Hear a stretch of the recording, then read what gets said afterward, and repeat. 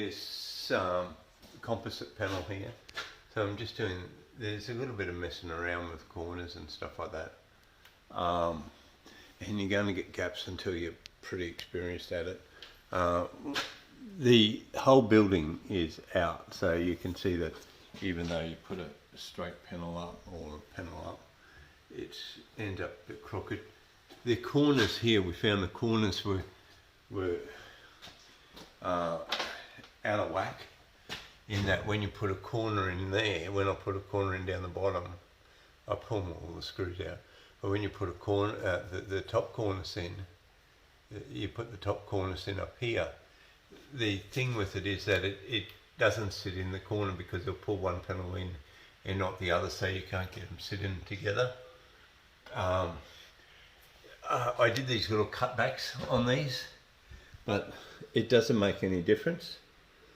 So next time I would never do a cutback. I would just leave that there. That looks all right. Just put a screw in there and it pulls it around it.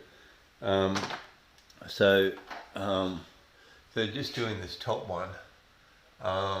This sealer that I used up there, it comes off pretty good the next day. So I put one in a screw in every 800. Every 800 there's a bottom one, and every 800 there's a top one, or 900.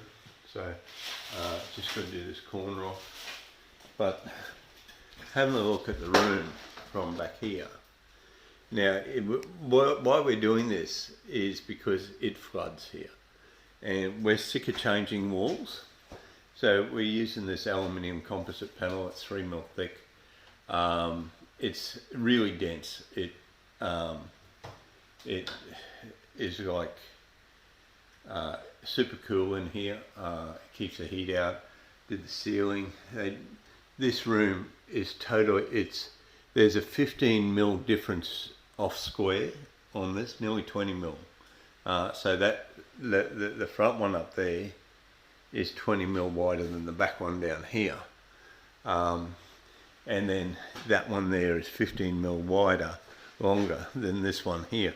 So the whole room is all out of square, but the whole building is out of square. And when you have a look at the slab outside, it's all moved. But this is really crisp and clean. Don't have to paint it. You can plastic wrap it if you want it. There's a couple of things do when you take the outer plastic off it. You got to run a Stanley knife over it to get it right, to get the plastic off. Otherwise, it gets caught.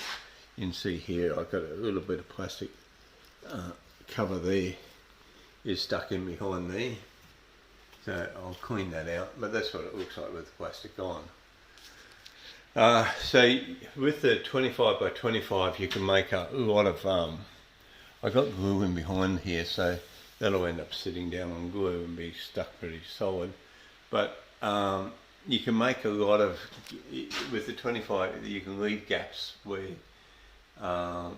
because you need to have a gap to put stuff in. For instance, we can't get that one there in one sheet, so because of the doorway. So you have to cut that one in 2 sheets, whereas the other two I could get it in, but because of the width of that one. So there's lots of things that you have to work out. And up here we were a little bit short on our offcuts, so it looks all right. I think it's better than gyprock. You can get them in different colours, and you can get them in different shades of white. I went for the gloss white because it really it pumps this small office up, but you don't get spiders. You're not going to get cobwebs in the corners, and mechanics' hands are not going to, everything's going to wipe off. This doorway come up really good, I thought. You can see all this went underwater. See there, you can still see the muck from the flood. in here, so this air conditioner's got to be pulled out. But look, leave a comment if you want to know a little bit about it.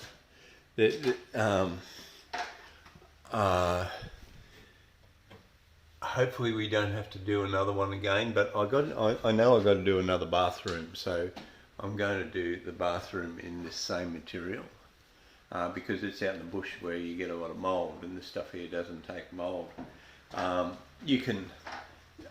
We've hit this thing several times with different stuff, and it doesn't mark. I'm just using that piece of timber to hold the angle out because I work by myself, but it doesn't mark at all. So it's really, really scratch resistant. I think it's robust enough, but there you can see up there. I'll remove the screws and then I'll put it in a piece there.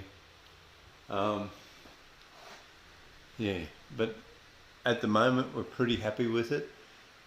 We'll be happy if we never have to change this or do anything to it. So the other thing, and I'll do another video, full video when but there will be down the bottom here, we will have little button vents, and the little button vents will be there to, down the bottom under here, will be to let any water out. Now after flood we always have to change these